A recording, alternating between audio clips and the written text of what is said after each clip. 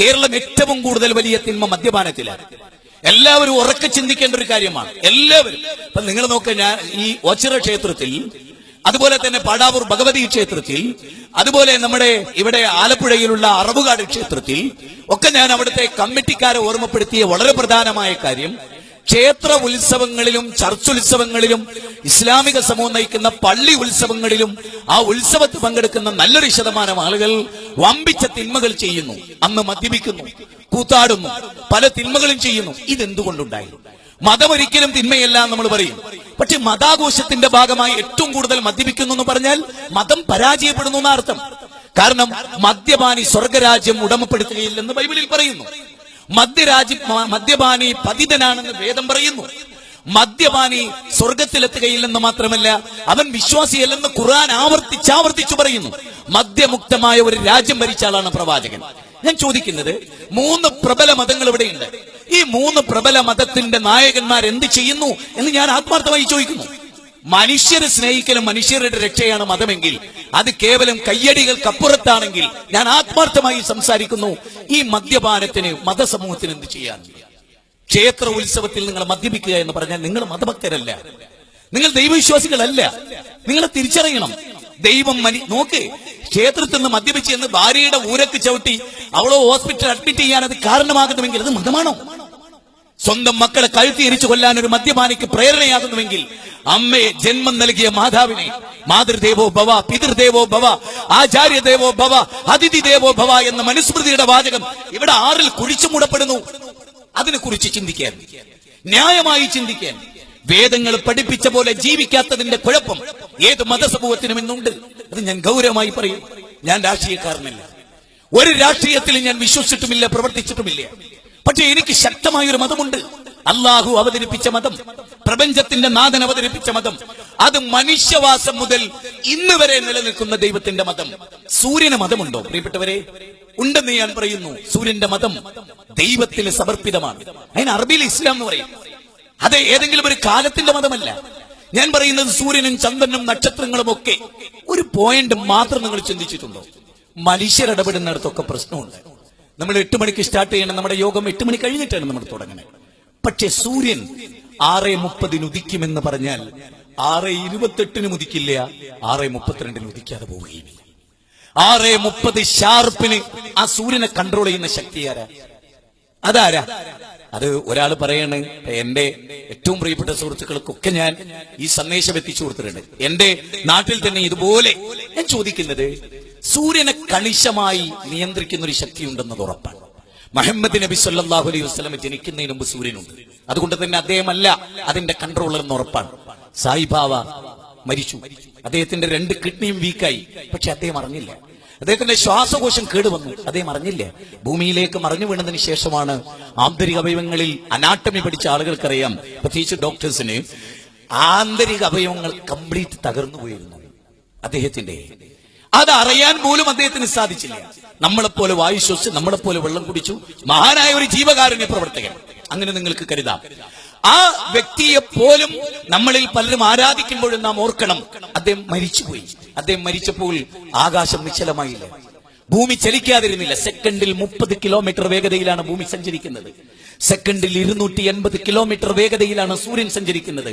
വകുല്ലും ഫീ ഫലകിൻ യസ്ബഹൂൻ, എല്ലാ ഗോളങ്ങളും അതിന്റെ ഭ്രമണ മണ്ഡലങ്ങളിൽ നീന്തി തുടിക്കുന്നു എന്ന് ഖുർആനിലെ 36-ാം അധ്യായം 39-40 വചനങ്ങൾ. ഞാൻ ചോദിക്കുന്നത്, സൂര്യനും ചന്ദ്രനും തമ്മിൽ പ്രശ്നമില്ല, ഗോളങ്ങൾ തമ്മിൽ പ്രശ്നമില്ല, എല്ലാം കറക്റ്റാണ്. ഭൂമിയുടെ സഞ്ചാരം കറക്റ്റാണ്. അതുകൊണ്ടാണ് ഹേമന്തങ്ങളും വസന്തങ്ങളും ഗ്രീഷ്മങ്ങളും വരുന്നത്. എന്നാൽ മനുഷ്യൻ എന്ന മഹാബുദ്ധിജീവി അവന്റെ കൊള്ളരുതായ്മ കൊണ്ട് ഇടപെടുന്ന മേഖലകളിലെല്ലാം കുഴപ്പമുണ്ട്. എങ്കിലും ഞാൻ നിങ്ങളോട് തിരിച്ചു ചോദിക്കുന്നു, ഈ സൂര്യനെയും ചന്ദ്രനെയും കൺട്രോൾ ചെയ്യുന്ന ഈശ്വരൻ, അതിനെ നയിക്കുന്ന സാക്ഷാൽ പ്രപഞ്ചത്തിന്റെ നാഥൻ, അതിനെ ആ സൂര്യനും ചന്ദ്രനും ആ നാഥനെ അനുസരിച്ചപ്പോൾ എല്ലാ പ്രശ്നങ്ങളോട് അവസാനിച്ചു. എങ്കിൽ ആ നാഥൻ അവതരിപ്പിച്ച ഒറിജിനൽ മതം അന്വേഷിച്ച് കണ്ടെത്താൻ നമുക്ക് സാധിക്കും. തമസോമാ ജ്യോതിർഗമയ, തമസിൽ നിന്ന് ഇരുട്ടിൽ നിന്ന് വെളിച്ചത്തിലേക്ക്, അല്ലെ, ഇരുട്ടിൽ നിന്ന് വെളിച്ചത്തിലേക്ക്. ആ വെളിച്ചത്തിലേക്ക് നമ്മൾ എങ്ങനെയെത്തും? അന്വേഷണമാണ്. അപ്പൊ നിങ്ങൾ നോക്ക്, ഞാൻ നേരത്തെ പറഞ്ഞ ശ്രുതികൾ, സ്മൃതികൾ. എന്താണ് ശ്രുതി?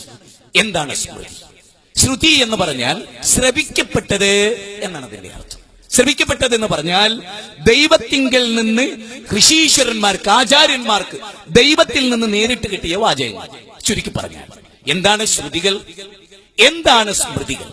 സ്മൃതികൾ എന്ന് പറഞ്ഞാൽ ആചാര്യന്റെ സ്മൃതിപഥത്തിൽ നിന്നും അയാൾ ഉദ്ധരിച്ച തത്വങ്ങൾ, വചനാമൃതങ്ങൾ എന്ന് വേണമെങ്കിൽ പറയാം. സഹോദരങ്ങളെ, ഇത് രണ്ടിനെയും വ്യത്യസ്തമായി വേർതിരിച്ച് അതിലേതൊക്കെയാണ് ശ്രുതികൾ? ശ്രുതികളിൽ ഋഗ്വേദം വരും, സാമവേദം വരും, അഥർവവേദം വരും, യജുർവേദം വരും. എങ്കിൽ ഞാൻ ചോദിക്കുന്നു, ഞാൻ എന്റെ ഏറ്റവും പ്രിയപ്പെട്ട എന്റെ സുഹൃത്തും എന്റെ ക്ലാസ്സിൽ പഠിച്ച രാകേഷ്, ഞാൻ അവന്റെ വീട്ടിൽ ചെന്നപ്പോ അവനോട് പറഞ്ഞു, ചതുർവേദങ്ങൾ നീ വായിക്കാറുണ്ടോ? അപ്പൊ എന്നോട് ചോദിച്ചു, നീ എന്തിനാ പോയി നോക്കണത്, ഞങ്ങളുടെ വേദമല്ലേ. എടാ, നീ അത് വായിച്ചിട്ടുണ്ടോ? പറഞ്ഞു, ഞാൻ കുറച്ചൊക്കെ വായിച്ചു. പൂർണ്ണമായി വായിച്ചിട്ടുണ്ടോ? ഋഗ്വേദത്തിന്റെ 10 മണ്ഡലങ്ങൾ വായിച്ചിട്ടുണ്ടോ നീ? ഇല്ല. ഞാൻ പറഞ്ഞു, നീ യജുർവേദം എടുക്ക്. യജുർവേദത്തിന്റെ 32-ാം അധ്യായം 2-ാമത്തെ ശ്ലോകം നീ ഒന്ന് ചൊല്ലി നോക്കിയേ. ആ ശ്ലോകത്തിൽ നീ വായിച്ചൊന്ന് അർത്ഥം പറഞ്ഞേ. ആ ശ്ലോകം ഇങ്ങനെയാണ്, നത്തസ്യ പ്രതിമാ അസ്തി. അതിന് ചുരുക്കമാണ് ഞാൻ പറയും, നത്തസ്യ പ്രതിമാ അസ്തി. ദൈവത്തിന് പ്രതിമയില്ല, ദൈവത്തിന് പ്രതിമയില്ല. അത് വായിച്ചവൻ എന്റെ മുഖത്ത് നോക്കി. ഇത്ര കൃത്യമായി അധ്യായ നമ്പറും വചന നമ്പറും നീ എങ്ങനെ കണ്ടു? വർഗീയതയില്ലാതെ വേദം പഠിച്ചപ്പോ എനിക്ക് കിട്ടി. അത് നിനക്ക് പറഞ്ഞു തരേണ്ട എന്റെ ബാധ്യതയാണ്. ദൈവത്തിന് വിഗ്രഹമില്ലെന്നും ആ വിഗ്രഹത്തിലൂടെ നീ ദൈവത്തിലെത്തുന്നത് ശരിയല്ലെന്നും വേദം അവിടെ പഠിപ്പിക്കുന്നു. അതുകൊണ്ട് നിന്റെ ബാധ്യതയാണ് യജുർവേദം അനുസരിച്ച് ജീവിക്കുക എന്ന്. കാരണം യജുർവേദം ദൈവത്താൽ അവതരിപ്പിക്കപ്പെട്ടത് എന്നാണ് വിശ്വാസം. പല വാചകങ്ങളും അതിൽ പിന്നീട് കടത്തിക്കൂട്ടി. ഡോക്ടർ രാധാകൃഷ്ണൻ ഇന്ത്യൻ ഫിലോസഫിയിൽ, Pandit Jawaharlal Nehru glimpses of world ഹിസ്റ്ററിയിൽ, അതുപോലെ തന്നെ ഞാൻ നേരത്തെ പറഞ്ഞ ലൈറ്റ് ഓഫ് ട്രൂത്തിന്റെ ആര്യ സമാജത്തിന്റെ സ്ഥാപകനായ സ്വാമി ദയാനന്ദ സരസ്വതി 8 വോള്യമായി വിവേകാനന്ദ സാഹിത്യ സർവസ്വം 8 വോള്യമായി ഇപ്പൊ നമുക്ക് കിട്ടും വായിക്കാൻ. അവിടെ എല്ലാം അത് രേഖപ്പെടുത്തുന്നുണ്ട്.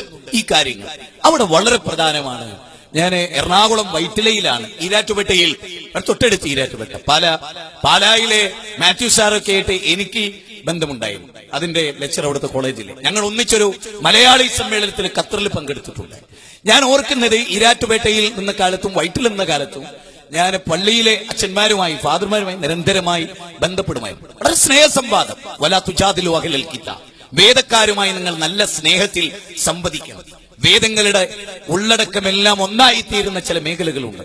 അപ്പൊ ഞാന് അച്ഛനോട് പറഞ്ഞു, അച്ഛോ, യേശുക്രിസ്തുവിന്റെ പ്രതിമ വെക്കുക എന്നത്, കന്യാമറിയമിന്റെ രൂപം വെക്കുക എന്നത് ബൈബിളിനെതിരായിട്ടാണ് ഞാൻ മനസ്സിലാക്കുന്നത് അച്ഛോ എന്ന് പറഞ്ഞു. അപ്പൊ അച്ഛൻ ചോദിച്ചു, എന്താ മോനെ നീ എങ്ങനെ പറയാൻ? പ്രായം ചെന്നൊരാളെ എന്താ അങ്ങനെ പറയാൻ? അച്ഛോ, ആവർത്തന പുസ്തകം 4-ാം അധ്യായത്തിലെ 17-ാമത്തെ വചനം എന്നെ ഞെട്ടിപ്പിച്ചു കളഞ്ഞു. അതിനെതിരാണ് നിങ്ങൾ ഈ ചെയ്യുന്നത് ഞാൻ മനസ്സിലാക്കുന്നു. എന്റെ സ്നേഹമാണിത് നിങ്ങളോട് പറയാൻ. സാധാരണ ആളുകൾ വിചാരിക്കുന്നത് ചൂണ്ടിക്കാണിച്ചാൽ തമ്മിൽ തെറ്റുമല്ലോ. ഇല്ല, അറിയാത്തത് കൊണ്ടാണ്. അറിവില്ലാത്തതിന്റെ ശത്രുവാകും മനുഷ്യൻ. സത്യമാണ്, അറിയാത്തതിന്റെ ശത്രു മനുഷ്യനായി തീരും. അപ്പൊ ഞാൻ അദ്ദേഹത്തോട് പറഞ്ഞു, നിങ്ങൾ ബൈബിൾ എടുത്തു നോക്കൂ, അതിലെ വാചകം ഇങ്ങനെയാണ്. ഫാദർ, എന്റെ വാചകത്തിൽ തെറ്റുണ്ടെങ്കിൽ ഫാദർ തിരുത്തുമെന്ന് ഞാൻ വിചാരിക്കുന്നു. കാരണം അദ്ദേഹം ക്രിസ്തു മതത്തിന്റെ പണ്ഡിതനാണ്. ഒറേബ്യൻ അഗ്നികുണ്ഡത്തിൽ നിന്ന് ഞാൻ നിങ്ങളുമായി സംസാരിച്ചപ്പോൾ നിങ്ങൾ എന്റെ രൂപം കണ്ടിട്ടില്ല. അതുകൊണ്ട് തന്നെ ഒരു സ്ത്രീയുടെയോ പുരുഷന്റെയോ രൂപമുണ്ടാക്കി നിങ്ങൾ ദൂഷിതനാകരുത്. ആകാശത്തിലെ പർവ്വചാരികളുടെ രൂപമുണ്ടാക്കരുത്. ആഴിയിലെ മത്സ്യാദികളുടെ രൂപമുണ്ടാക്കരുത്. ഉരകവർഗങ്ങളുടെ രൂപമുണ്ടാക്കരുത്. അതിന്റെ മുമ്പിലൊന്നും നിങ്ങൾ പ്രണാമമർപ്പിക്കരുത്. നിങ്ങൾ സാക്ഷാൽ ഈശ്വരനെ ആരാധിക്കുക എന്ന്. പുറപ്പാടിലെ 20-ാം അധ്യായം 1 മുതൽ 6 വരെയുള്ള വചനം, മിസ്രിം ദേശത്തു നിന്നും അടിമ ഭവനത്തിൽ നിന്നും നിന്നെ കൊണ്ടുവന്നവനായ ഞാനാകുന്നു നിന്റെ കർത്താവ്. മേലെ സ്വർഗത്തിലുള്ളതിന്റെയോ താഴെ ഭൂമിയിലുള്ളതിന്റെയോ വെള്ളത്തിനടിയുള്ളതിന്റെയോ ഒന്നിന്റെയും പ്രതിമ അരുത്. അവക്ക് മുമ്പിൽ നീ സാഷ്ടാംഗം പ്രണമിക്കരുത്. ഞാൻ ഈ പോയിന്റ് പറയാൻ എന്നെ പ്രേരിപ്പിച്ചൊരു സ്നേഹവശമുണ്ട്. അതെന്താണ്? BR അംബേദ്കറിന്റെ പ്രതിമ തകർക്കപ്പെട്ടു ബോംബെയിൽ. 4 ആളാണ് കൊല്ലപ്പെട്ടത്. ആദ്യമായി BR അംബേദ്കറിന്റെ പ്രതിമയിൽ ചെരുപ്പിയാർത്തി അനാദരിച്ചു. വമ്പിച്ച പ്രശ്നമുണ്ടായി ബോംബെയിൽ. പിന്നെ 4 ആൾ കൊല്ലപ്പെട്ടു.